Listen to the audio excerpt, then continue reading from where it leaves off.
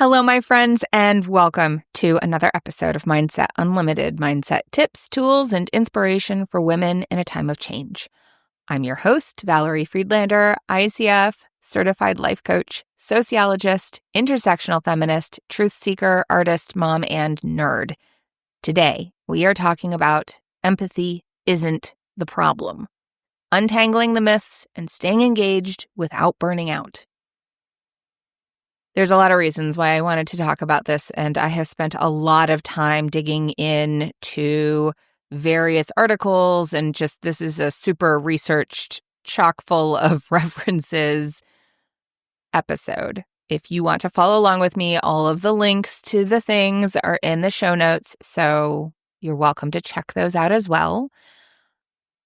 Part of the reason I wanted to engage this is because so many of the people that I work with are highly empathetic. They are people who really care deeply about the people in their lives, as well as making a difference, making a positive impact in the world. And in this current climate, social, political climate, it's hard. It is hard to be one of those people. And there's also a lot of noise, a lot of talk, a lot of black and white thinking around empathy and the idea of empathy. You may have heard some of it in the news, and I wanted to engage that. I wanted to go, okay, what is going on here? Why is this a thing? I find that understanding stuff can help me make more intentional choices around how I both support myself as I deal with the impact of those things, as well as deciding how I want to show up to them and what do I need to help myself and the people around me do that. So just a short little breakdown. We're talking about why are we talking about this? So I am going to dig a little bit into what's coming up and what sparked my, I think we need to talk about this. I'm going to talk about what is empathy and break that down, because we throw words around. As you know, I'm a word nerd and I want to know, what are we actually saying here? Exhaustion in this particular social, political climate, and what do we do? So a little bit more detail about what you're going to get in this episode is we're looking at the manipulation of empathy, how it's being twisted in today's political and media narratives. What happens when we confuse empathy with self-erasure, and how do we find balance there? How chronic stress and compassion fatigue affect your ability to show up and stay grounded, and of course, tools to reconnect with the things that help you show up and stay grounded, like your values, understanding stress cycle, and reclaiming your strength in your compassion and in your empathy. So this is a very, very full episode. Before I dive in and get started, I do want to encourage you. I'm working on the whole back end SEO stuff, but with the rise of AI and search engine shifting and all of that, it's really hard to reach people. It's just a lot. So if you enjoy this episode, if you find this episode helpful, please share it with others. It would mean so much to me. I think this is really important information. So I would appreciate it. Also, if you feel inclined to leave a review, even just clicking the stars in Spotify as an example, that helps the systems tell other people that this is something that people are interested in or might be interested in. So it raises it up in the search. So if you would be willing to take a moment to do that, I would super, super appreciate it. And of course, I always love to hear from you. So reach out if you have questions, want me to dig into something further, whatever. I love hearing from you. So, all right. With all that said, without further ado, let's get started.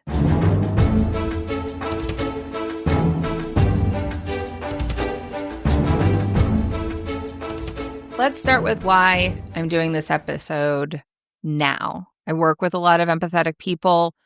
So anytime there's talk about empathy, I'm like, what's going on there? What are we talking about? What is this looking like? And like many of you, I saw the quote running around that was made by Elon Musk that was the fundamental weakness of Western civilization is empathy. And that little quote was in memes. It was all over the place. And I saw it in juxtaposition to a researcher who, a psychologist who worked with the Nazis who were to go on trial for the Nuremberg trials and talking about how empathy was the thing that was lacking and that kind of juxtaposition. And I was like, okay, well, this is very one or the other. It's good versus bad. And I actually think that that kind of juxtaposition is part of where we run into problems. It's where we have a tendency to lose the nuance of what it means to be human. So I decided to dig in and find out what was going on there. So that quote from Musk was from a conversation that he had with Joe Rogan on that podcast.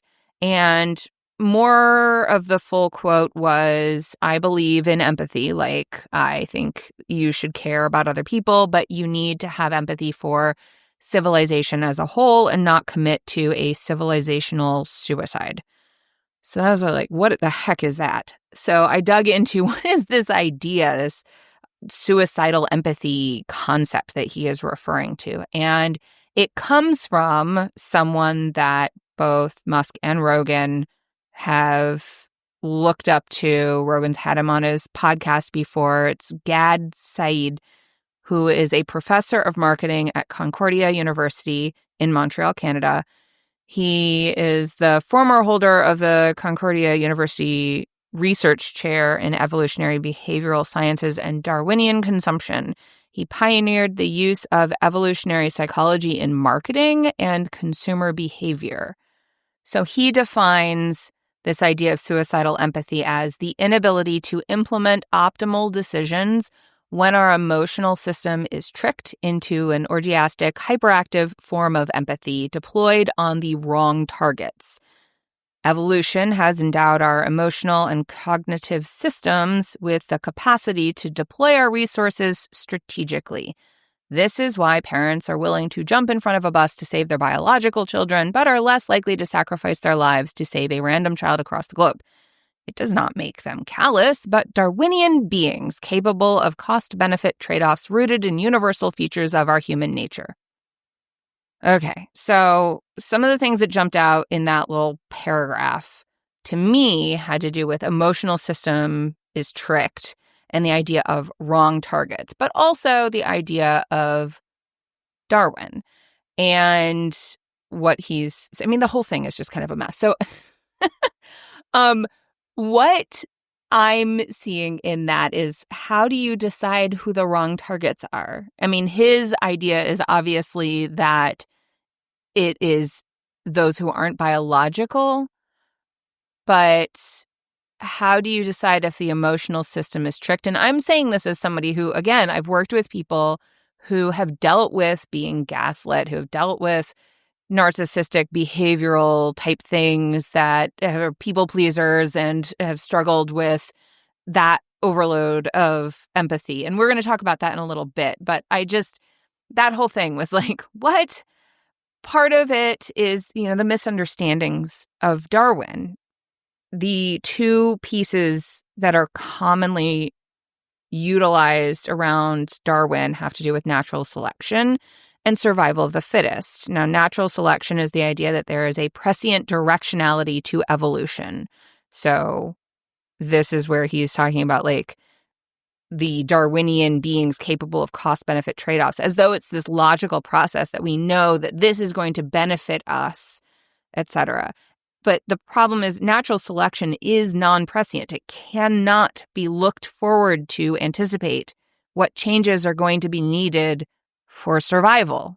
Truly, it doesn't make any sense because it assumes that we have so much more control over our environment and what's happening in our ecosystems than we do. Certainly, we have an impact on it, but in terms of the trajectory of it and what we're creating and impacting, we can't predict like that. This is one of the problems with humans, is that we are one of the only, I believe, creatures that can project ourselves into the future, but we do it really badly because we do it based on where we currently are, not where we will be. So it assumes that we have power that we don't really have.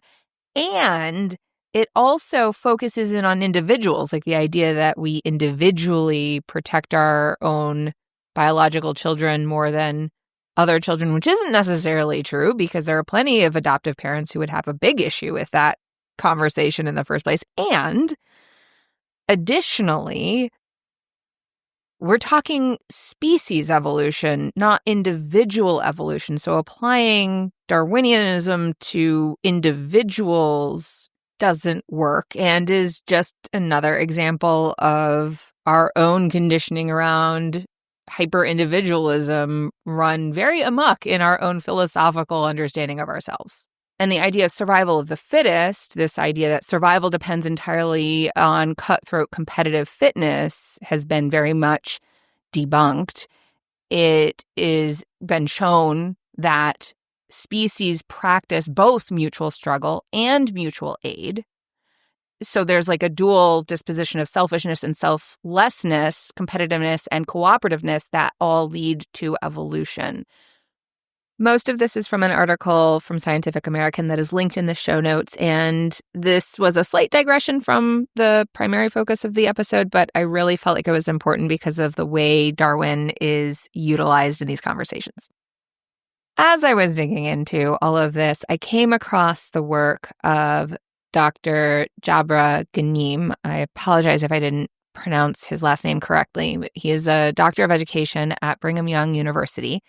And he wrote a paper looking at this argument and exploring it. And his background, his research focuses on the role of entrepreneurship education in promoting the social inclusion of refugees, particularly through communities of practice. And I really wanted to dig further into his work, but only so much time.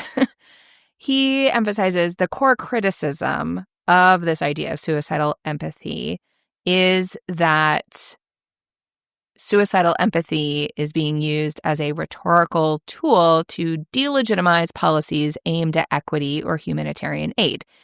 Labeling certain actions as quote-unquote suicidal empathy can become a convenient way to avoid grappling with the structural injustices or historical imbalances that such policies attempt to address. So it was helpful to have that concisely identified. In his critique, he explores a variety of philosophical, sociological, psychological aspects of the dynamics going on. And I have that linked in the show notes too, if you want to read through the entire paper. It's very interesting. In his critique, some of the core questions that he's exploring is, can a virtue like empathy become a vice? Can compassion for others overshadow efforts to uphold societal values, enforce laws, and maintain security? Part of what he brings up in this is the idea of empathetic distress. Empathetic distress is a term that psychologists use for the phenomenon that occurs when individuals become so consumed by the suffering of others that they make decisions that are considered irrational or counterproductive. And of course, this ties into that idea of suicidal empathy, that societies can also get so caught up in the suffering of others, they make decisions that are irrational or counterproductive to the social well-being. What this brings up to me is a question of who decides what it means to be well? Who decides societally what it means to be well? If we're talking individually, theoretically, the individual would have that deciding factor. But what does it mean for a society? And in Dr. Sad's view and his examples that he gives of where we have suicidal empathy, it really is a limitation around what society can be.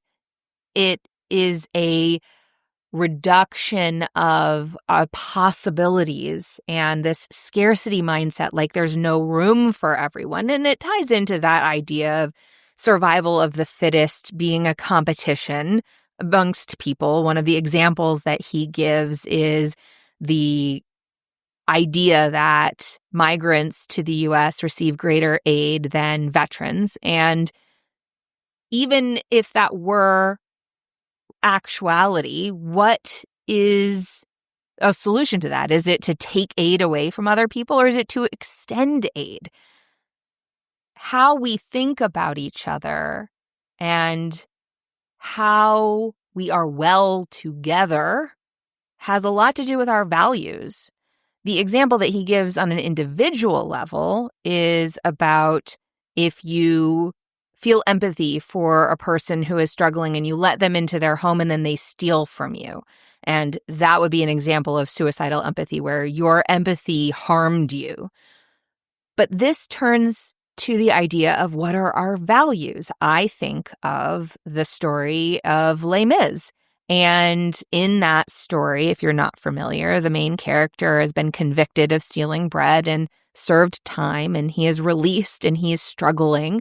And one of the guards has decided that he will steal again and is following him to wait to rearrest him.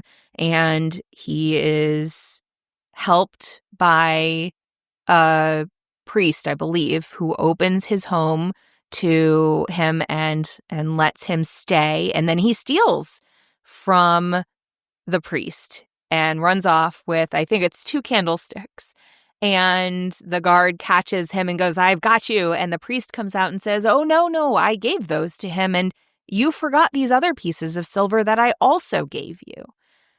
And so that's the thing that comes to mind is like, what values are we upholding?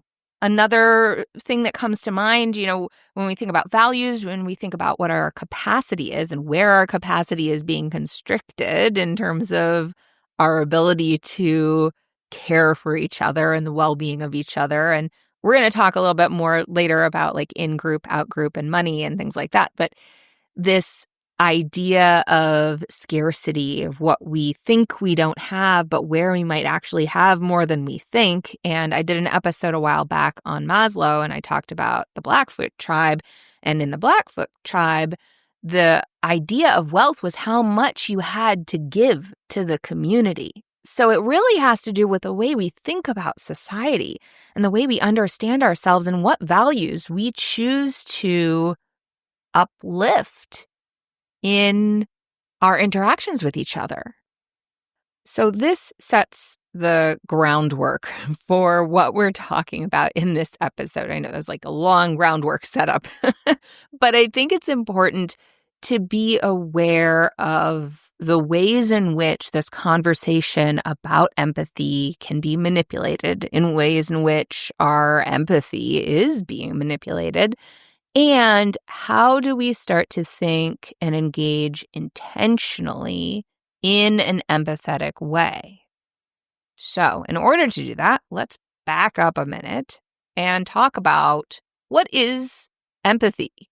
So, there are 2 types of empathy. There's cognitive empathy, which is also known as mentalizing or perspective taking. This type of empathy involves consciously adopting another's perspective and trying to understand how they are thinking or feeling. Then there's affective empathy, also known as emotional empathy, emotional contagion, vicarious experience, or empathetic sharing. Affective empathy entails feeling elements of another person's emotions. This is a somewhat automatic process involving mimicry, where another's expression or demeanor is mirrored. This is what I resonate with. Personally, I used to think it was such a superpower. I could sit next to you and feel your emotions. And then I was like, wait, is that like, maybe that's not actually good? And that led me to a lot of people-pleasing, force-helping, controlling kind of behaviors, because if somebody was upset around me, I needed to fix them so that I could feel better. So it wasn't actually about taking care of them. It was really about taking care of me through them, partly because I didn't have a sense of self or boundaries. So this is, I think, where we can run into issues with empathy. And I'm going to get to that in just a very quick second. I did appreciate Debbie L. Stowen's outline of the difference between sympathy, empathy, and compassion. She says, sympathy is, I care about your suffering. Empathy is, I feel your suffering. And compassion is, I want to relieve your suffering. And I would say compassion, I want to relieve your suffering, has to do with caring about the suffering, not necessarily, and it could be because of feeling the suffering, the empathy part, but it can also be like I have that separation between myself and my feelings and you and your feelings, which I do think is a healthy thing to have. And I wanted to separate those three things because so often we use them interchangeably, particularly empathy and compassion. And so what is the difference? Sometimes empathy leads to compassion. But I do question, is it compassion if it's because you're trying to fix yourself through fixing somebody else? So that's where we can run into some problems with empathy. And the difference of the problems with empathy that I'm going to dig into versus the problems of empathy that the professor and Musk have identified is it's not about emotional blindness. It's not about just automatically doing things that are counter to your well-being. It really has to do with stress response patterning and attachment patterning that all tie into social conditioning. So that's where I'm separating what I'm going to talk about from what they think is the problem. Is it's not breaking us down because we're just being dumb or being blind. It is an issue that we need to look at in terms of how we've been conditioned societally as well as individually in terms of safety and belonging and what works for us. And so this is another place where we differentiate values, our conditioned values, to our chosen values. I talk about that in another episode. So let's touch on like the two big things around empathy that I notice in terms of difficulty. One is empathetic assumption. So if I'm sitting next to you and I'm picking up that you are upset, what often can happen is that my experience gets superimposed upon your experience.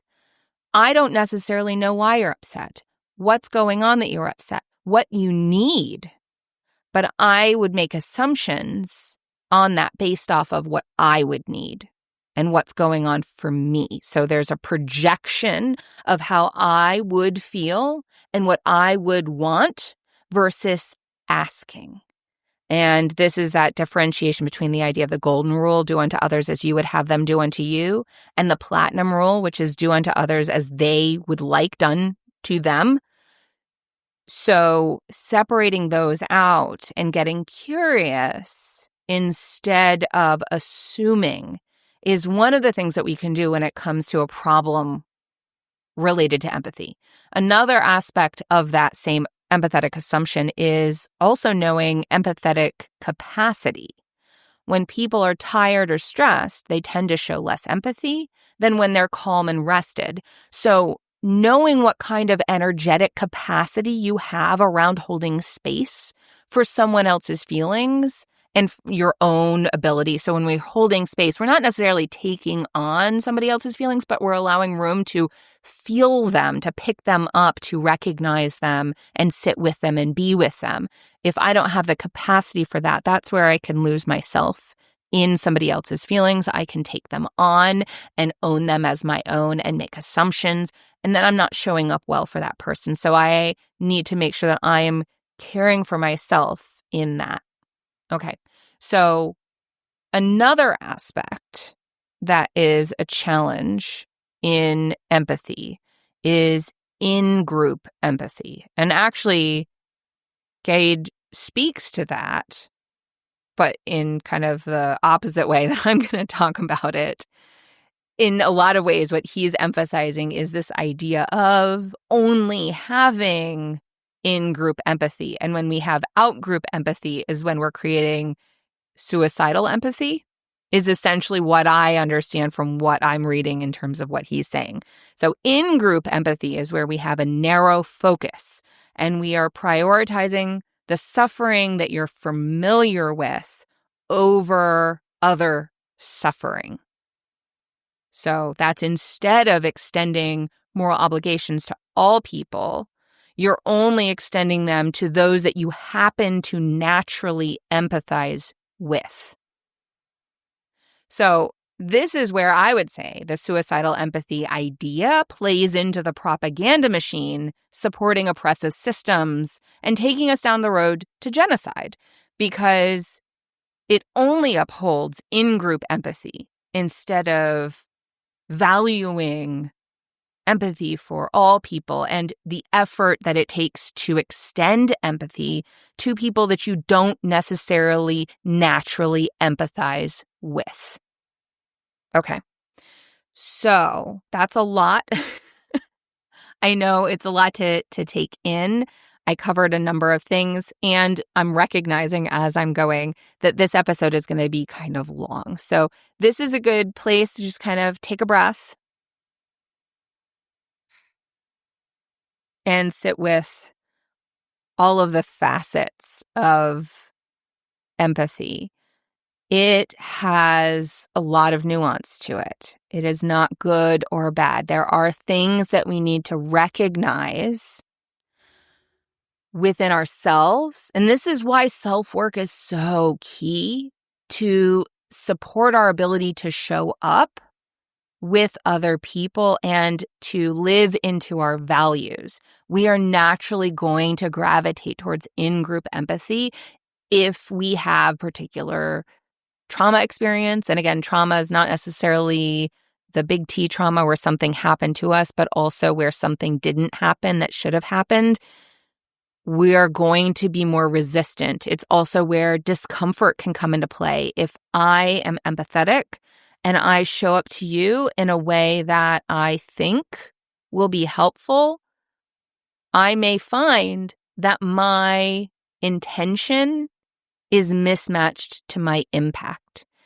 Because if I don't actually know, if what would support me isn't what would support you, or if I am, turns out, projecting onto you certain things that make sense to me but might not fit you because of our own lived experiences related to our own identities, sexual, gender, relational, cultural experiences, then I may get feedback that isn't what I want. It may not feel good to me. It may cause discomfort.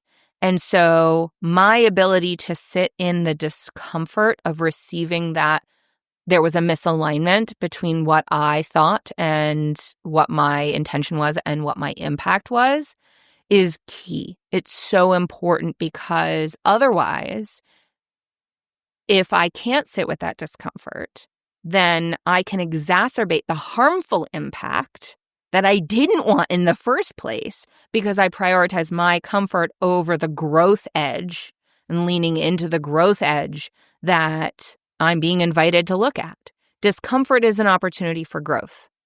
But if I can't sit with it and deal with my own discomfort, then instead of uplifting my intention and finding a different way to engage my intention, I am going to sacrifice the intention for upset and discomfort over the impact that wasn't what I expected.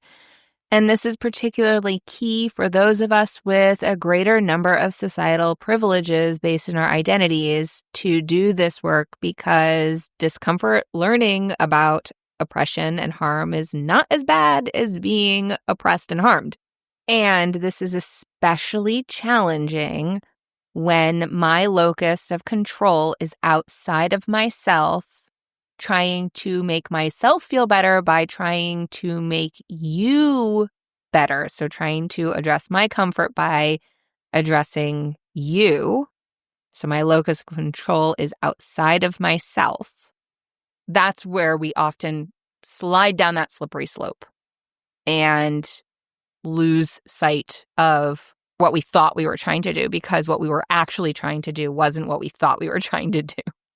Let me say that again. This is where we get lost, because what we consciously think we are trying to do, help somebody else, is not what we're actually trying to do because of our own wounds that are being projected onto them, that we are trying to fix through them. And if it doesn't work, then it feels like that wound gets bigger, is got salt in it. And that's where we start to lock down. So even just noticing I'm even more activated now than I was when I noticed that there was something going on where I had that empathy. Empathy can be an opportunity to check in with yourself. And I would actually even encourage checking in with yourself first before you then extend. Because when we extend an assumption and extend to control, even if we don't mean to, that's where we get lost and we're not actually doing what we intended. Versus if we've checked in, I do have capacity, I'm in a space where I can receive new information and I can reach out with curiosity, then I can receive what will actually be supportive and what actually is needed, so I can engage with compassion because I experienced empathy. And then, of course, the ability to extend empathy to people who I'm not naturally inclined to empathize with because of my own conditioning is another key component. Okay, so part 2 is let's talk about the dehumanization of ourselves and of others. So we just talked a little bit about empathy and the dynamics of where empathy is actually problematic. And now let's talk about where this can get really lost and how it's being exploited in our current systems. So the people that are primarily uplifting this narrative around societal suicidal empathy are the people who are exploiting others for their personal gain. Those are the ones you hear mostly talking about this idea and uplifting this idea. I'll give you a couple examples. So let's talk about money. Some of these folks, like Jeff Bezos of Amazon, where the workers are being exploited, the poor are essentially paying for the work and making the wealthy super wealthy. There's Zuckerberg replacing people with AI on Meta. And of course, it's useful to, we were using the people to build all these systems and replacing them with machines because they don't require health insurance, health benefits, sick leave, human things. So these are the people that you're typically hearing from. Part of the issue that comes up here is they don't want us empathizing with the people that are being crunched under their boots. Even if we are them, they want to reduce our empathy. They want us to use the products and aspire to be them. A good example of this is Sam Altman, who recently did an interview where he said, we should encourage people to make tons of money and then also find ways to widely distribute wealth and share the compounding magic of capitalism. One doesn't work without the other. You can't raise the floor and not also raise the ceiling for very long. And I'd rather hear from candidates about how they're going to make everyone have the stuff billionaires have instead of how they're going to eliminate billionaires. The problem with this is that it's not possible for us to all be billionaires. It's not feasible realistically. But this is this idea that you should be able to be a billionaire. You should be able to be like us. And we want you to want to be us and imagine you could be us and empathize with us versus the people that we exploit. Those people don't matter. They're irrelevant. Aspire to be me so that you can be relevant. Candace said has a great article where she talks about billionaires are not your friend. and the high cost of excess wealth in society. And one of the things that she highlights is let's humanize these billionaires. Billionaires have the same 24 hours in a day as the rest of us. And that is often used as a weaponization of like, well, we all have the same 24 hours, so you must not be using yours well. But here's the kicker. Their immense wealth isn't a result of some superhuman time management effort or intellect. It's built on the back of our collective labor, involving various levels of exploitation. And it's not necessarily even like direct wrongdoing. The system itself is designed to reward those at the top disproportionately, far beyond individual contribution. And of these people, there is a spectrum that moves from people being blissfully ignorant to their impact or just really, really trying to feel like generous, kind people. Like Sam Altman, I've heard interviews with him where he really wants to think that he's thinking of everybody and he wants the best for everybody and he's a really good person and all of that, but he's not grounded in the reality and he cannot receive any kind of accountability to that. And there's an interview that he did with Trevor Noah where Trevor like tries to get him to see stuff and he's like, nope, nope, it's all fine. It's going to be fine. Everything will be totally okay. And in that, though, there's still active manipulation of systems to safeguard or increase fortunes. And that's often at our expense. And again, some people are like, la, la, la. And some people are like, I don't care.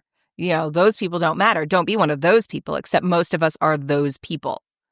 So basically, as Candace says, the reality is that the staggering levels of wealth that billionaires amass necessitate practices like maintaining low wages, evading taxes through intricate global schemes, and prioritizing corporate profits over the well-being of communities and the environment. So this is a place where the in-group, out-group, we're being encouraged and propagandized. Is that a word? I don't know. It is now. To make ourselves the out-group that we don't want to be, empathize with the people that we should aspire to, and put ourselves down and make it an individual problem that we are not as successful, i.e. wealthy, as these other people. So we're going to actively be encouraged to put down the people who aren't wealthy, including ourselves, with this idea that eventually we could be those people, which is just simply not possible. Sam's idea of the raising the ceiling and the floor, the problem is that there's no raising of the floor. So why are we raising the ceiling? Well, that's what we're doing. We're raising the ceiling and we're not raising the floor. And he's right. They do have to go hand in hand, but they are not. And that is the place that gets wiped from the conversation. Okay, so that's one aspect. Let's talk about another aspect of in-group, out-group, race. And this one is playing in, just like the money one is playing in our current socio-political environment. These are the two that really, really stand out. There are more, but they're the ones I'm digging into right now. The common view of race for a long time, and this ties to eugenics and everything, is that traits essential to race are unchangeable. Now, we know race is a construct. It's totally made up by people. So that doesn't even make any sense. But that is the narrative. So let's tie to another period of time where this in-group, out-group, and the idea of empathy for the in-group and dehumanization of the out-group came into play.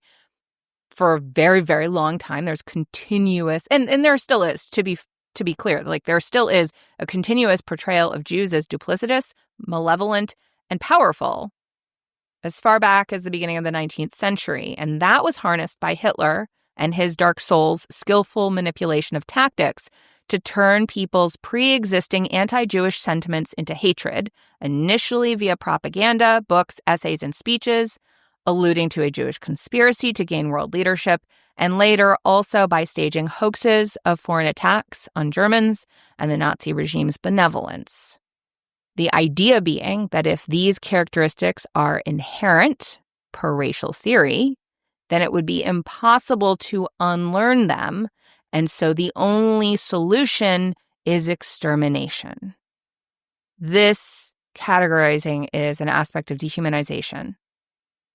Assigning and limiting the possibilities of a person based on contrived, perceived characteristics of their identity. And while this excerpt is related specifically to what was done to the Jewish people by white Germans under the Nazi regime, it is important to note that they were inspired by what was done to Black people here in the United States. And this continues to be done against Black people and Jewish people, as well as Palestinian people and Latino people, particularly right now Latino migrant people in the U.S. It is done by the people in power and particularly perpetuated by the use of things like propaganda. The main function of propaganda is to elicit strong emotions in a group of people in order to create a cohesive group organized around common values and implicitly or explicitly define who are included from a group, who are excluded from group membership in order to mobilize the forces of group polarization. This is weaponization of empathy. This is, these people deserve to have our empathy and these people do not. This goes back to Gad Said's comment about deployed on the wrong targets. Emotional system is tricked into an orgiastic, hyperactive form of empathy deployed on the wrong targets. Who are the wrong targets? And looking at where his philosophy, where he places his philosophy, and where people who are uplifting his idea, where their philosophy lies, it's within these propaganda machines of who belongs in the in-group. The in-group are the billionaires. You should want to be in the in-group. The in-group are white people. The other people can't possibly even be in the in-group. So those are just a couple examples of what is happening there. And so how this idea of weaponized empathy is actually being weaponized. Okay. So let's move over to this idea of desensitization. What we normalize, we accept. What is happening here? So within this propaganda, in-group, out-group, we are wired for belonging. We want to belong. So if we have the ability to fit into the in-group or pretend that we could fit into the in-group, that's where we are going to put energy to feel safe. So all of these tools are to make some people feel like by putting other people down, by devaluing other people, dehumanizing other people, they will become safer. So an example of all of this, state-sanctioned images of people in dehumanizing conditions. This is a tactic of psychological warfare to make examples of real people with full lives, people's whose loved ones are looking for them and mobilizing for them to come home safely. These examples of people in dehumanizing conditions are intended to deter us all from public dissent, to scare us into compliance. When we share state-sanctioned images, whether we're the ones resharing them or the people who are sharing them, we are not only participating in the planned campaign, but also doing their work for free, emboldening their allies, normalizing imagery of inhumanity into our feeds, and putting our communities in a freeze state. This all derives from the People's Media Project digging into this information, and a 2023 review found that repeated exposure to dehumanizing prison imagery, especially when stripped of context, lowers public empathy and increases tolerance for punitive policies. The more often people see prisoners depicted as subhuman, the more likely they are to accept harsh punishment as normal or even necessary. That is the power of repetition. U.S. media uses repetitive, demeaning images of Black people, Hispanic people, Latino people to justify systems of violence. It was done back when we had slavery and Jim Crow, promoting the idea that slavery was fine, segregation is appropriate, mass incarceration is necessary. It trained the public to accept and expect Black and brown people's subjugation. Many of us know this is an issue. So I know that if you're listening to this, I'm probably preaching to the choir here. And it is really important to pull these things forward, to be aware of the dynamics. I often have talked about repeating things over and over again. We can't help but have it come into our being in some way. It takes even more conscious effort. So being really mindful of your consumption and what you share is key. We know these things are an issue. We push back and strive to overcome it, yet we are increasingly exhausted by design.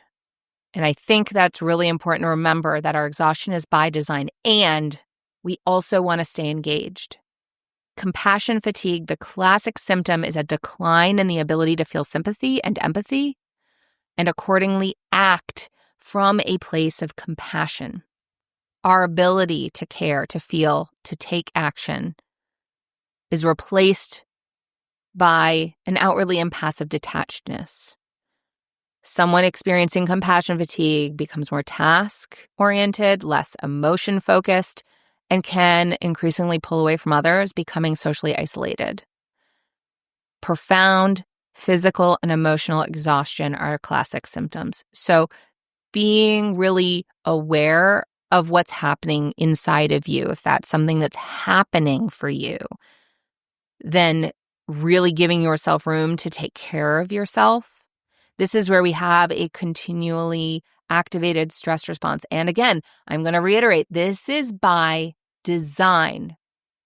A lot of people are expressing the experience that is defined as hypernormalization. This is a term that was articulated in 2005 by Alexei Yurchak. Again, my apologies if I'm mispronouncing. To describe the civilian experience in Soviet Russia. Hypernormalization describes life in a society where two main things are happening. People are seeing that governing systems and institutions are broken. And the second is that for reasons including a lack of effective leadership and an inability to imagine how to disrupt the status quo, people then carry on with their lives as normal despite systemic dysfunction. Give or take a heavy load of fear, dread, denial, and disassociation. So this is where hypernormalization engages that juxtaposition between the dysfunctional and the mundane. It's described by Haraf Harfusha, a digital anthropologist, as the visceral sense of waking up in an alternate timeline with a deep bodily knowing that something isn't right, but having no clear idea how to fix it. It's reading an article about childhood hunger and genocide only to scroll down to a carefree listicle highlighting the best-dressed celebrities or a whimsical quiz about what Pop-Tart are you. I wanted to highlight hypernormalization because, similar to compassion fatigue, we start to shut down our ability to show up because there is an overwhelm of experience. So this is two different facets. We have the desensitization from the propaganda machine, from the in-group, out-group stuff. And then we have the spaces of the hypernormalization, where we feel this sense that something is wrong, but we don't really know how to engage it at all. So it's like an overwhelm of feeling versus a depletion of or numbing of feeling. So I think both of those are really important to recognize and engage and name, because naming them and what we are dealing with when you're coming from a place as an empathetic person wanting to uphold your values and show up to the things that are going on. When we can name these two poles and experiences, it can create a form of psychological relief. As Carolyn Hickman, a psychotherapist, expresses, the worst thing in the world is to feel that you're the only one who feels this way and that you are going quietly mad and everyone else is in denial. That terrifies people. It traumatizes people. Again, this is that like something should be there and isn't there. That is a type of trauma. People who feel the wrongness of current conditions acutely may be experiencing some depression and anxiety, but those feelings can be quite rational, not a symptom of poor mental health, alarmism, or a lack of proper perspective. So for those of you who are listening, part of the reason I wanted this part 2 to this idea of empathy is you probably are somebody who considers yourself to be a highly empathetic person. And when you are in this space of, okay, well, how do I function? I know all of these things, all of these poles, all of these dynamics. I know that what's being said is wrong. It's being weaponized. It's activating my empathy maliciously. It is playing on these very real dynamics around empathy to shut me down. Well, what do I do about it? And it's important to name it and also recognize that it's happened before. This shutdown happens not just because of a lack of feeling, but because of an overwhelm of feeling. In the 1955 book, They Thought They Were Free, the Germans, 1933 to 45, journalist Milton Mayer described a similar state of freeze in German citizens during the rise of the Nazi Party. Quote, "You don't want to act or even talk alone. You don't want to go out of your way to make trouble. Why not? Well, you're not in the habit of doing it."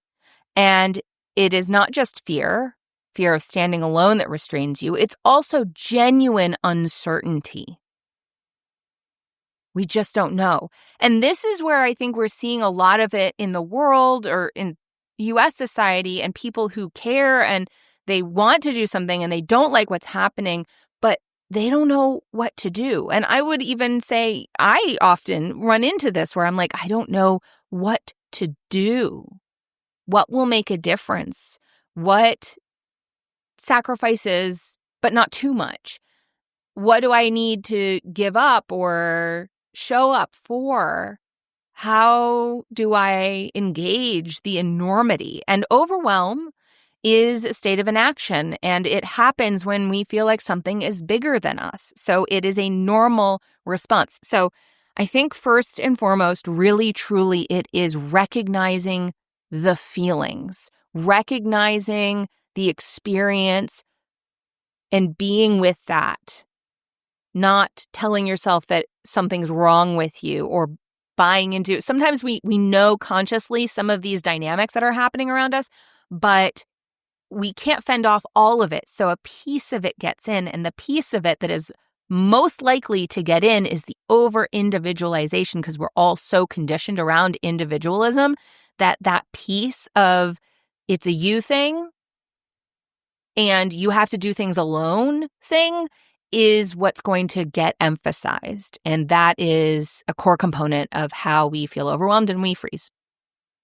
So understanding the role of stress and the stress response cycle is the next piece of this. So we can name these things, we can know these things are going on, and then we have stress and the stress response cycle. So I want to highlight something that in a training I recently did with Dr. Scott Lyons, he highlighted, which is that stress is how we mobilize energy to meet life's demands. So it is important and it is appropriate for it to be here.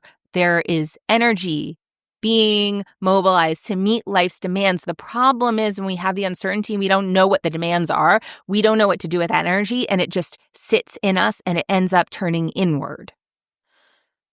So recognizing that it's natural, it's normal for stress to be there.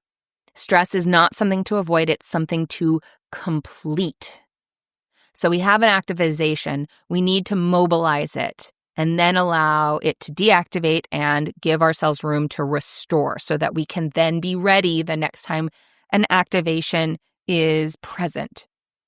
Also, recognizing what is real and what is not, what actually needs that activation and what is past, and doing that healing work is really key, because then we are more able to access and assess a situation to know, yes, I actually need the stress response right here, right now, versus I need it just all the time, everywhere.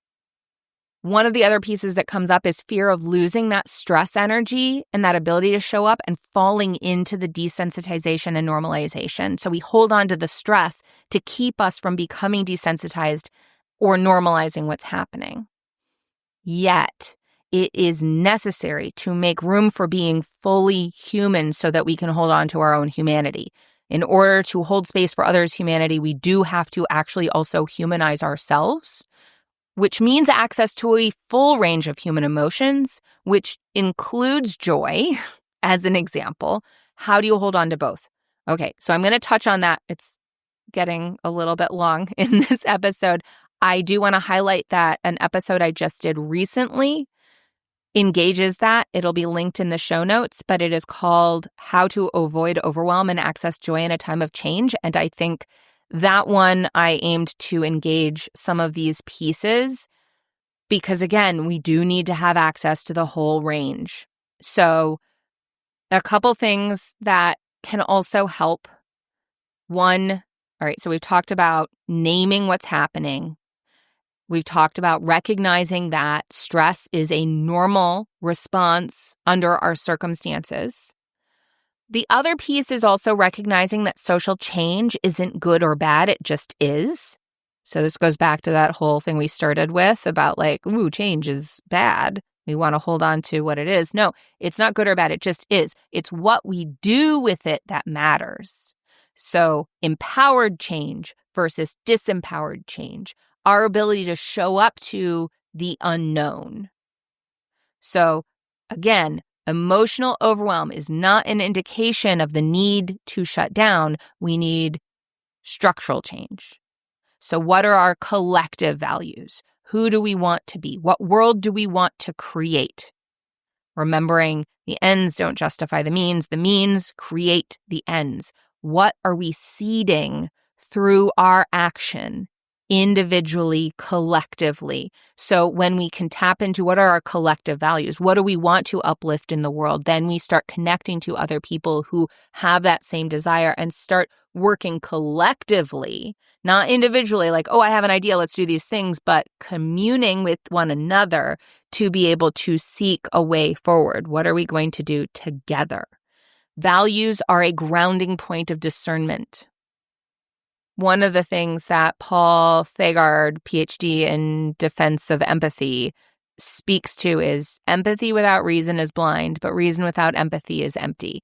So being able to access our brains and our ability to process and get curious and engage is important, but we also need to be able to care and extend ourselves in care beyond just what our in-group, our standard in-group says, but from there. And of course, that's where our values come in and moral reasoning.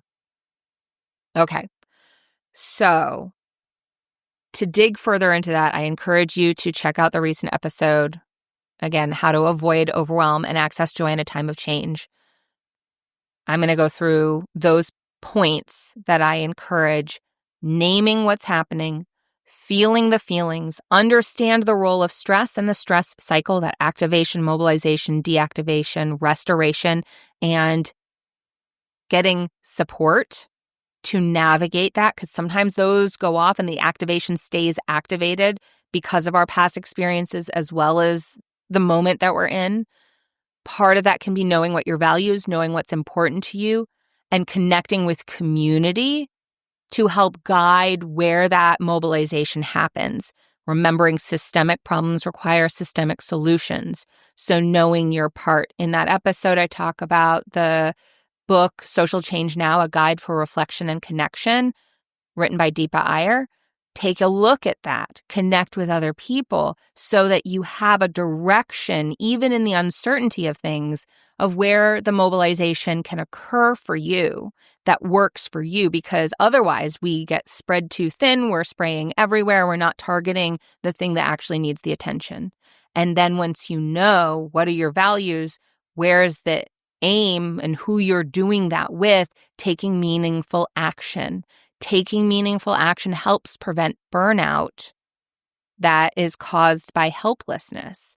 Tapping into meaning rooted in your values and your ability allows you to mobilize that stress response so that it can be deactivated, at least temporarily. You have space to restore and engage at the next opportunity that fits within your values and the meaningful action that you take within the community that you're part of. Okay. I know that's a lot. It was a long episode. I appreciate you. I appreciate that you're listening. I hope this was helpful to you. If there's something that you felt confused about, that you would like me to dig further in, I really kind of skimmed the top of a lot of things to try and give you the core pieces. Let me know. I'm happy to dive further in. If there's an aspect of this you want support with, reach out. I'm here for you. That is part of my role in this, is exactly this, but also the coaching support of engaging that stress process, engaging the pieces of how do you move forward when you're in this stuck or freeze response? What does that look like? So helping you access that. And so please reach out. Lots of links in the show notes to check out. And if you found this episode insightful, helpful, please share it with others. I would greatly appreciate it. And I will talk to you all next time.